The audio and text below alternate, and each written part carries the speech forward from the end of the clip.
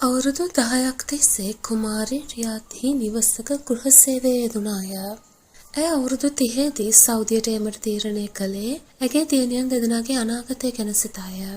සැමියා සිටියත් ඔහු කුලී වැඩවලින් උපයන මුදල් ඔවුන්ගේ එදිනෙදා අවශ්‍යතා සපුරා ගැනීමටද ප්‍රමාණවත් වූ නැති නිසා කුමාරිට සෞදි වෙත ඒමට සිදු විය.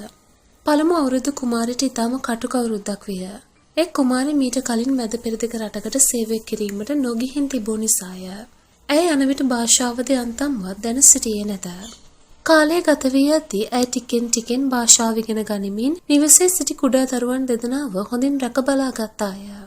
ඇය දරුවන් දෙදෙනා රැක බලා ගනිමින් ඉතාම අවංකව සේවය කරන බව දුටු ඇගේ හාම්පුතා වන රීම් මැඩම් වසර 4ක් ගත වූ පසු ඇයට පැවසුවේ ඔබට අවශ්‍ය නම් ඔබගේ නිවෙසෙන් බැලීමට ගොස් නැවත පැමිණීමට ටිකට් පතක් ලබා දීමට කැමැති බවයි.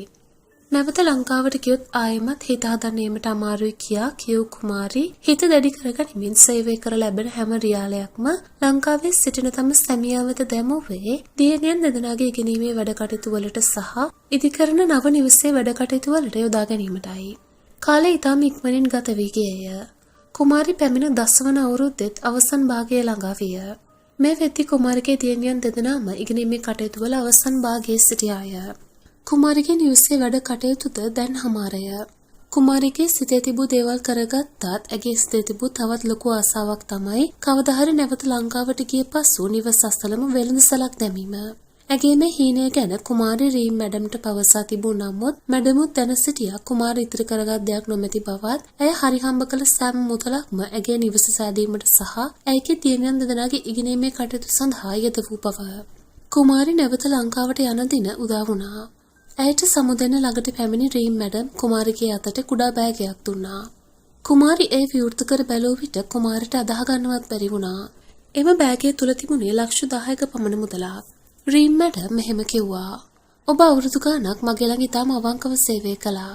ඒ වගේම ඔබ අවුරුදු ගාණක් ඔබේ එකම ආසාව ගැන මට පැවසුවා. ඉතින් ඔබ මට අවංක වූ නිසා මේ ඔබට මගෙන් පුංචිම පුංචි තෑග්ගක්. ඔබේ හිතේ තිබ්බ ඒ හීනේ හැබෑ කරගෙන ඔබේ පවුල ඇය සමගින් සතුටින් ඉන්න ලැබෙන්න කියලා මම ප්‍රාර්ථනා කරනවා. කුමාරි රීම් මැඩම බඳාගෙන හඬා වැටුණාය.